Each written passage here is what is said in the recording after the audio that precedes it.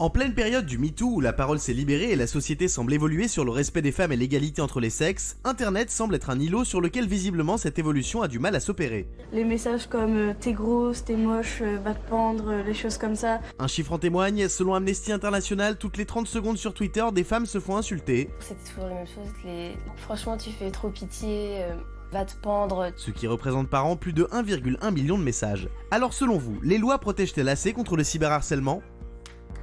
Voilà, c'est incroyable. Hein. Alors voilà, ce qu'on a vu, c'est complètement fou. Vous avez vu, les chiffres sont complètement dingues. C'est un chiffre alarmant qu'on voulait vous donner aujourd'hui. Oui, Valérie. Moi, je trouve que c'est un chiffre absolument terrible, mais qui malheureusement, il suffit d'aller surfer sur Twitter 30 secondes pour s'en rendre compte qu'il n'est absolument pas surprenant. L'arsenal juridique existe, l'arsenal juridique est là, il est suffisant. Simplement, il faut que les plateformes jouent le jeu. Et le principal problème, c'est que les plateformes ne jouent pas le jeu et qu'il est très difficile de remonter et de récupérer des IP, etc.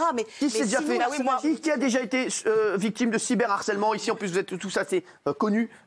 Vous, Géraldine, dites-nous. Ah ouais, moi, l'année dernière, lors de l'affaire Ménel, Ménel, ça a été très violent pour nous avec insultes. Bon, ça, à la limite, passe. Injures, menaces de mort, d'enlèvement de ma fille.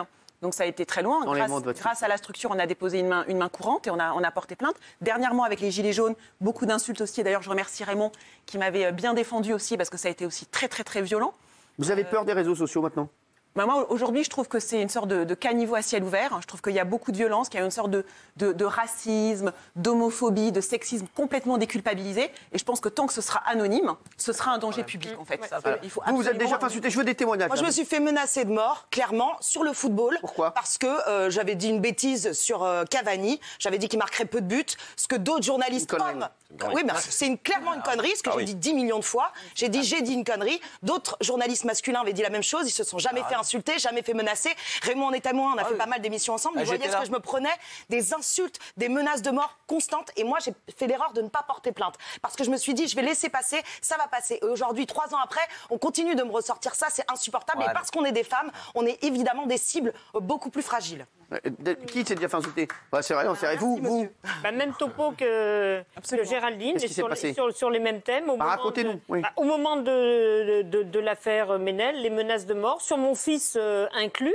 Donc ça, c'est vrai que moi, c'est un choc pour moi, parce que contrairement à vous, je vais moins sur les sites. Et quand je suis allée dessus, je me suis dit, putain, mais j'ai assassiné des gens, c'est pas possible pour justifier un tel déferlement de haine, j'ai dû tuer quelqu'un. Michel. La seule chose que je trouve un peu paradoxal, c'est que les mêmes gens qui râlent contre les haters, contre les critiques qu'ils reçoivent sur Internet, se gargarisent des compliments qu'ils reçoivent sur le même espace et renvoient des cœurs en disant merci, c'est chou pour les compliments. Faut savoir où tu prends tout, tu prends rien. Tu peux pas avoir que des compliments. On identifie ton enfant et on dit on va le trouver là et on va le tuer, on va l'enlever. C'est quand même pas pareil qu'un like ou un retweet. Oui, mais non, c'est pas dans le même.